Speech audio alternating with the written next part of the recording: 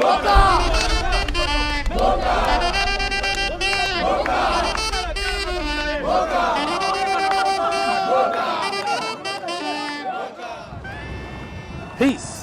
In the name of Allah, I am Aubrey Muhammad.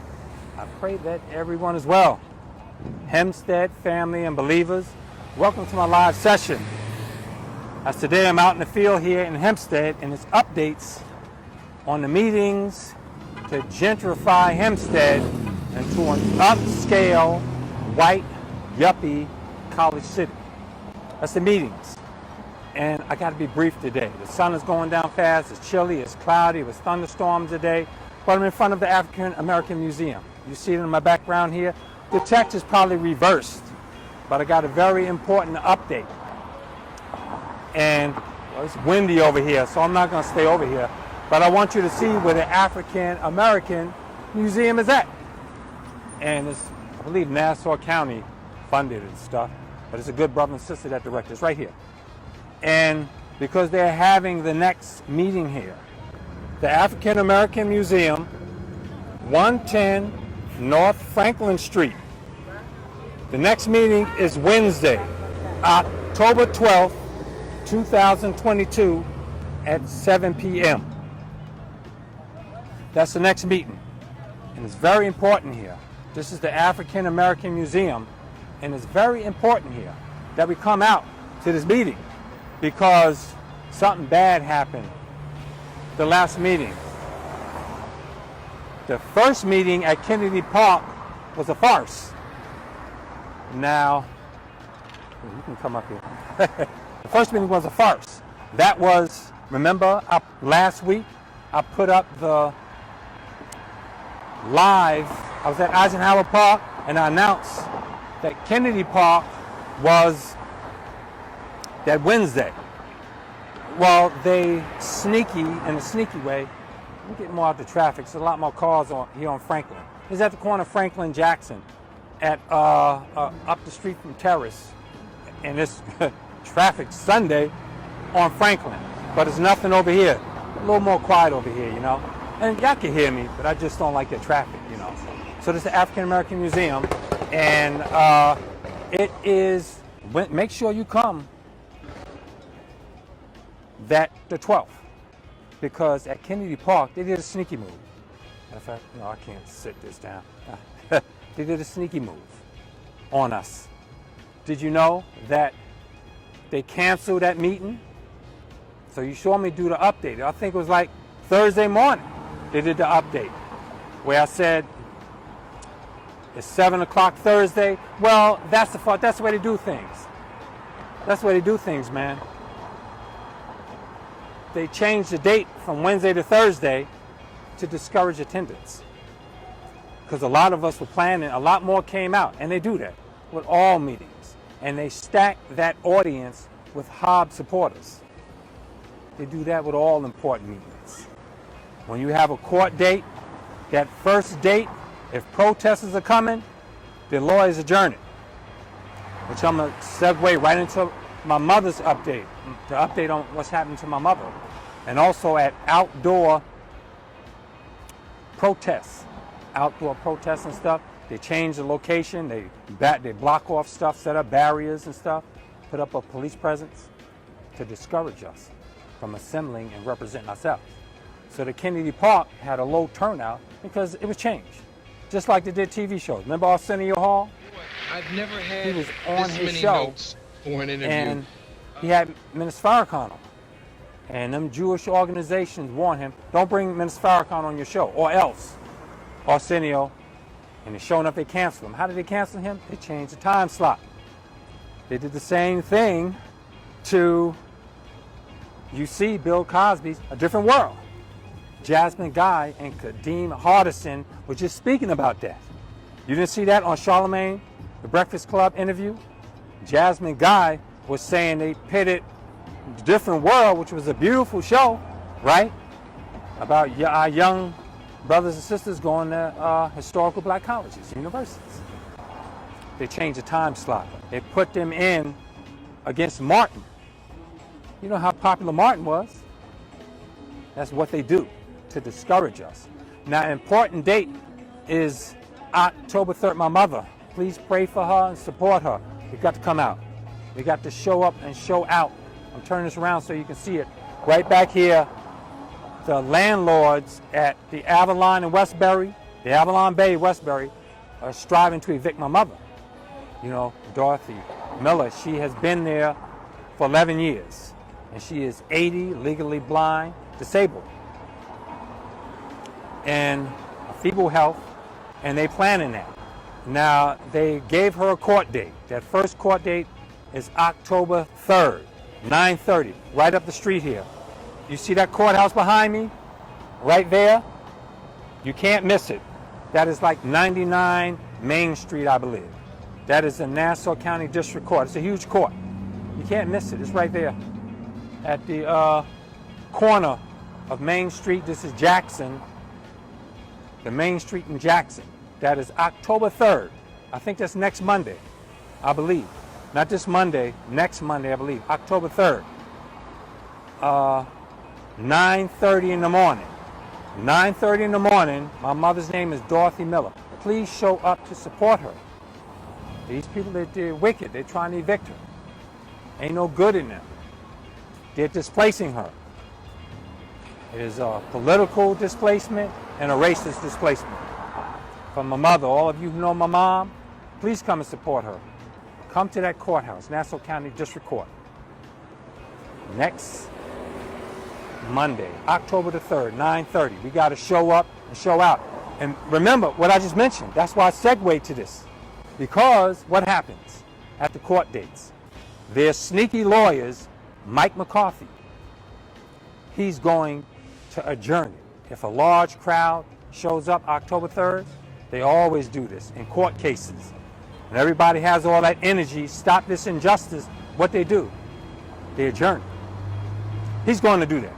So it'll be like a month. So be prepared for 2 court pull-ups.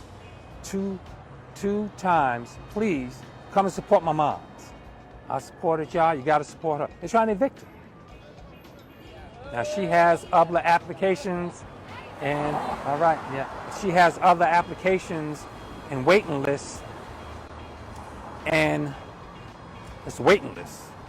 So those some of the applications going through, some of them she's just on waiting list. So she doesn't have immediate, occupancy. So please support her. Now, and that's what they're doing in Hempstead. And it is political. It's because of me. It's political and it's racial. You know? That's how they've been doing it. Well, that meeting at let me turn back around so you can see the museum. Because we come in here the 12th, October 12th, 7 p.m. That's a Wednesday. And be prepared for the date change. They will change those dates fast on you. That's to discourage genuine, concerned people in Hempstead, and that's to stack the deck, which happened at Kennedy Park. I took a stand. I said, listen, Waylon Hobbs, I made a statement. Go watch the statement on Hempstead Village Facebook social media page. Okay? That was at, it's on Facebook, and it doesn't say Hempstead Village. It says Hempstead VILL, something like that. It looks like Hempstead 7 from a distance, but it's Hempsteadville. And they have the Hempstead Village official, that's Tony, that does those lives. And he puts them up there. Well, you'll see the Kennedy Park meeting, where I discussed at that meeting, that first meeting that was stacked with Waylon Hobbs supporters of the city. I said, Waylon Hobbs, you lament at the lack of resources in the budget. I said, but you have sat by and have supported the devitalization of Hempstead for over 20 years. Yes, peace in the name of Allah. I am Prophet Muhammad. I pray that everyone is well today, family. Now you lament over the lack of resources in the budget, but you don't protect our tax base. We're losing over $20 million a year, giving tax breaks and pilots to outside wealthy apartment owners. And if you won't protect our tax base now, you will not do it in the city. Long Beach is a bad comparison. 3.9 square miles, and it's in the hole. $8 million. They're behind.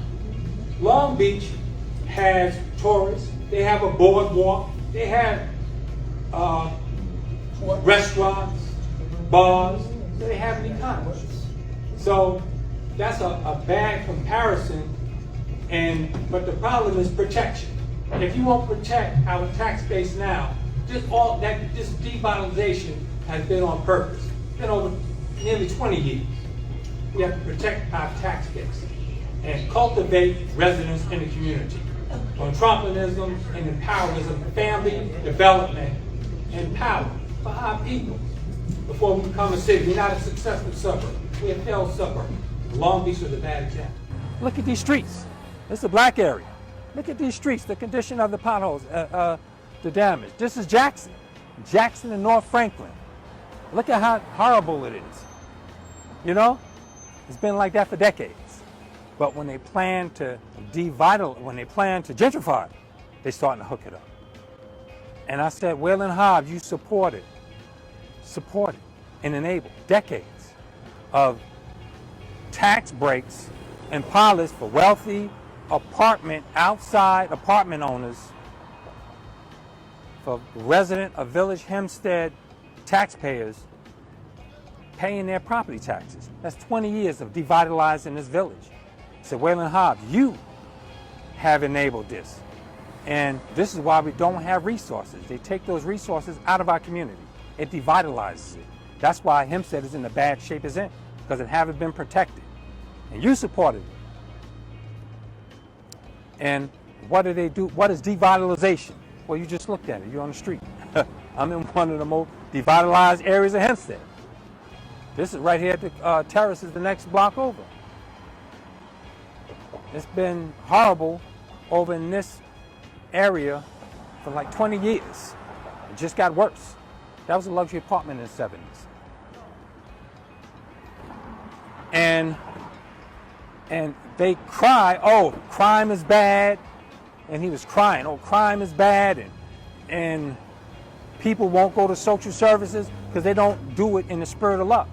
The solution to our people problems, of cultivating our people, healing our people, is with love.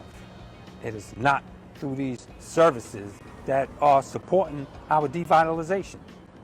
As Hempstead residents paying wealthy outside apartment owners taxes for 20 years, they take the money out of the community. It's economic bloodsucking. We cannot continue it. We must change it. So Whalen Hobbs lamented, and I said, and he compared Hempstead's potential with Long Beach, and I think it was Glen Clove. And I said, well, Long Beach is a city because it has a boardwalk, it has tourists, it has a beach. And it has tourists that come in and support it. They have bars and restaurants. I said in that 3.9 square miles, they have that economy of tourism. And they $8 million in the hole on their bonds. So they failing at that. Now you're bringing up, I said, you cannot compare Hempstead. And I clearly said, because that village board and the school board, they do not protect our tax base. And that is why. Long Beach is in a better condition than us because their tax base is protected. Ours is not. Long Beach was gentrified. It's like 80% white. And now Hempstead used to be 80% black in the 70s. Yes. In the late 60s and 70s, Hempstead was the majority black. We're 45% now. So, and the farce in that audience at Kennedy Park was that they rescheduled it, and he stacked the daggone audience with his stooges.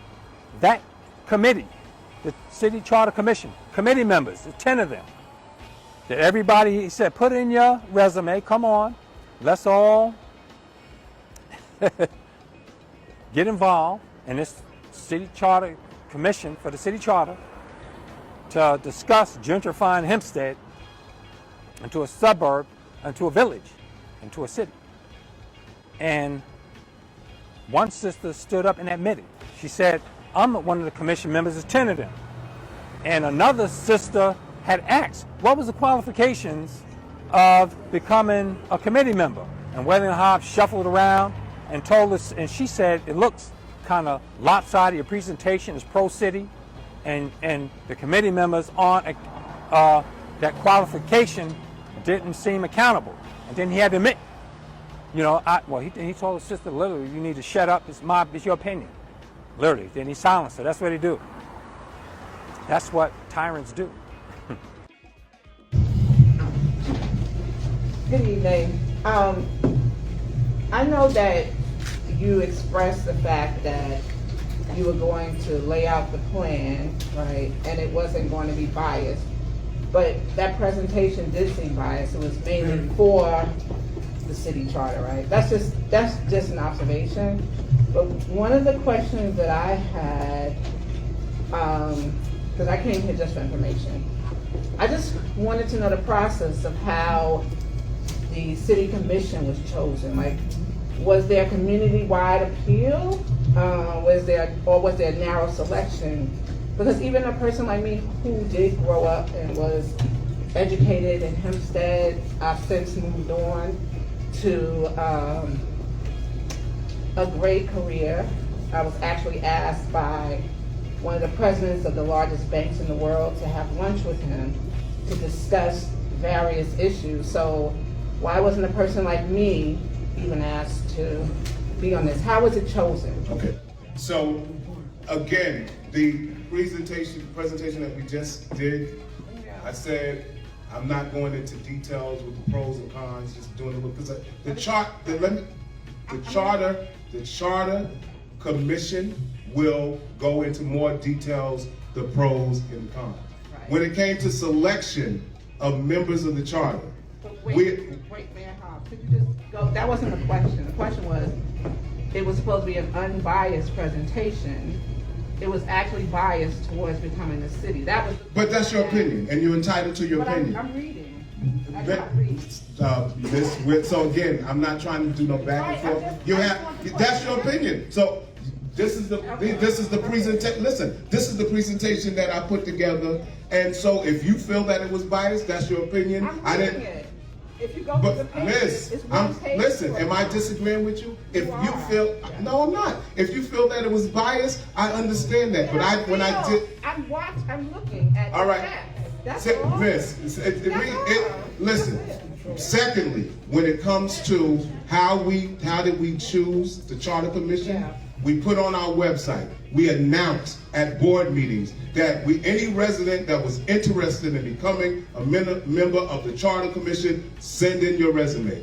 People throughout the village residents sent in their resume, and that's how they were selected. We've heard the concern that some people said the information doesn't get out there to everybody. So what I did in putting together a charter commission, we narrowed the numbers down so that as the charter commission start, we will make an appeal again for residents that want to be a part of the commission to put in your resume. All right? So that's the process that we went through. So the sister that was on that committee is 10 members, and the village board. Wayland Hobbs chose them, just like he does the IDA members. Lamont Johnson, Joy, mispronounce her last name, who was on the school board now, Joy Williams. She was an IDA board member, and both of them, and it had a few others, all of them that Wayland Hobbs put on there, they were his stooges and puppets, and they did his will, and they followed out his agenda. So these commission members do. But one of them stood up, two of them stood up. The sister that stood up, she said, I'm a commission member, and I got 5 children. I'm in here, I'm in a house, and your property taxes is ridiculous, ain't it?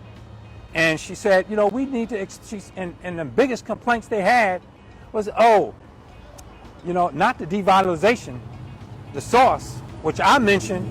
They discussed, people throwing, it looks bad, and they're throwing the trash and the litter around because we're not cultivating. Look at the trash around. Look at this. You see that trash all around here in the streets and stuff, and the condition of the streets? That was their biggest outrage. That is trash in the streets. And then she said, we should give it a try. Oh, so you should gentrify a village into a city because you want to make it look better, but you won't be here. these planners have displaced thousands through those devitalizing tax breaks and pilots that Hempstead residents been paying for wealthy outside apartment owners. That's devitalization.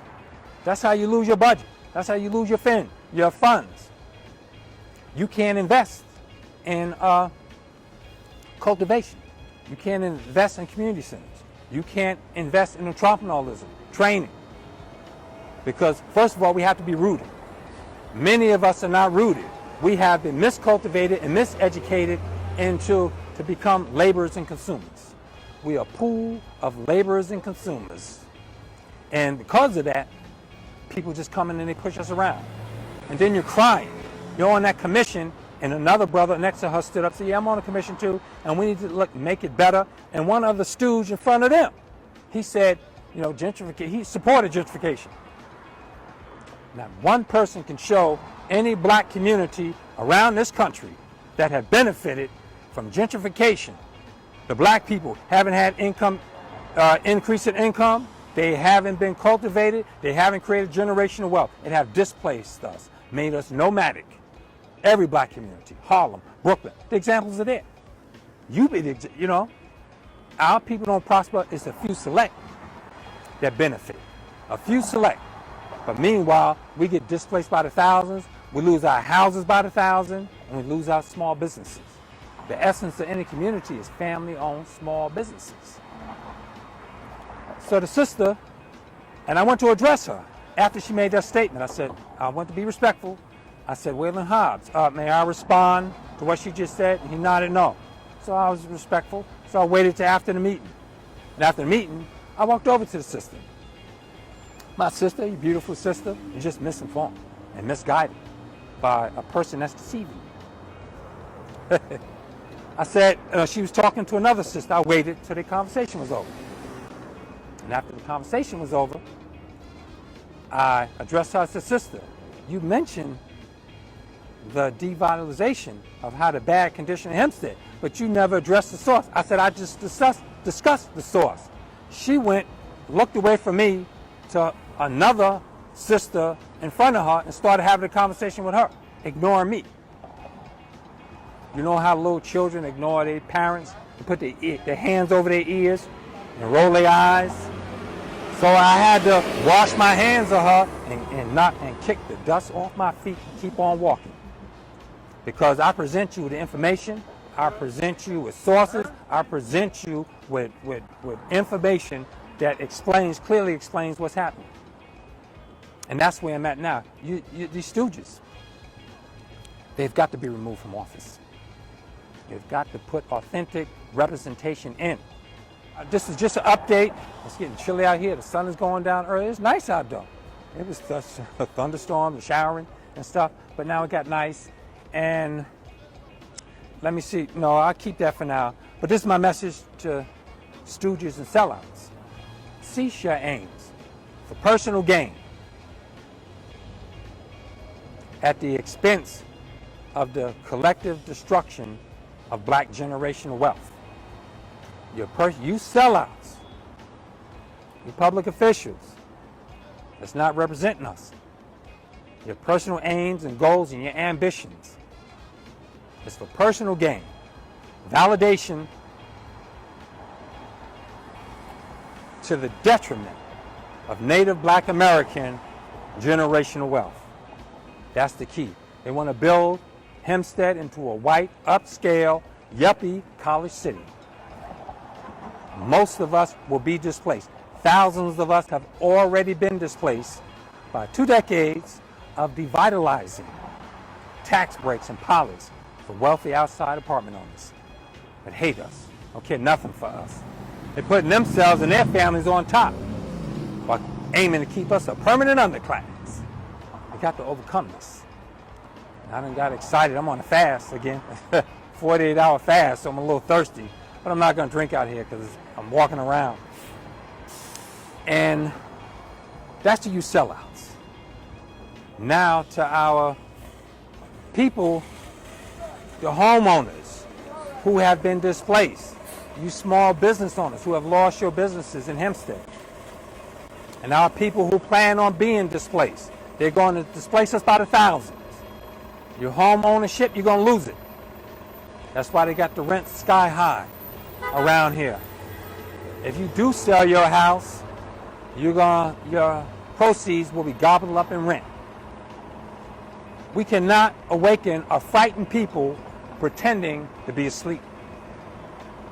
We got to get our courage up. We got to get direction and aim towards building generational wealth, cultivating our own, protecting and restoring our tax base. New York State, Nassau County, and the town of Hempstead owe us $1 billion compensation. Black Hempstead for displacing us by the thousands, us losing our businesses and losing our homes. And these sellouts that are speaking up, I gave you the message. A lot of prophecies I've been saying been coming through lately. Do not conspire against me. Allah, do not even think to mistreat me, to malign me, to slander me, to attack me. Because Almighty God Allah, He reacts. He's the originator of heavens and the earth. He wants to put us on top. If we would just accept our own and be ourselves, we have the solution. We will build a beautiful black Mecca. And the African American Museum won't be ran by Nassau County. It'll be funded by us. Brother Malcolm, that lived up in the apartments up the street there at 135 Clinton, he gave him a whole bunch of Muhammad Speaks. Issues that in cassettes he had of Minister Farrakhan, who was on college, the Wolfman Jack show. Brother Malcolm, who lived at 135 Clinton. Beautiful brother. He moved out of town though. Displaced. When he was in college, I think it was the 70s. Yes, it was the 70s. He recorded the Wolfman Jack show because Minister Farrakhan used to come on there. Did you know that? And he collected the Muhammad Speaks newspapers. And out of all those collections of those audios that he recorded of the radio and those newspapers, he donated them to the African American Museum. That was Brother Malcolm. And, well, we can just expand on that. We can do what we please. And expand in cultivation. This should be resident funded. This should not be Nassau County. This should be the village of Hempstead funded. A Native Black American Museum in Hempstead, all right? That way we put in there what we want. We put in what our people need. My lives is medicine. I ain't no popular guy. You see a few people recognize me around here. This is medicine. Because I'm giving us healing, giving us a plan, giving us aim and energy to do for ourselves. Because we are the best and we're going to be on the top. The museum should be the library and the library should be the museum. Because that library represents the old white supremacy teaching, them textbooks. And we must do for ourselves. We got to change the curriculum to enhance our families. Cultivation centers that educate us based where the curriculum is based upon our nature as black people, our communalism, our extended family, you know, our means and ways of how we are, because we are the best and we will go back to the top once we accept our own and be ourselves. Brothers and sisters, I'm finishing up here. I hope your Sunday was well. It's a beautiful day. It just got beautiful evening. Isn't that a blessing? Because you're beautiful people. You know, we have a saying that people who don't submit to Allah, their will, are not, we shouldn't call them beautiful. Well, you're beautiful if you're listening to me. Because you have that love spirit, and you have that energy to change, to get our people up out of this condition, enhance us, cultivate us. You know what I'm saying? And do it right. I got to go because I'm closing out, but I wish you well, family, that we're strengthened and encouraged. Come on out, October 12th, 7 p.m., right here behind me. I'm going to greet this brother that just rolled up to me too. All right, family, I'll leave you as I greeted you in the ancient Arabic words of peace. Assalamu alaikum. Peace unto you. Have a good evening. Enjoy the rest of the evening out here. Peace and grace.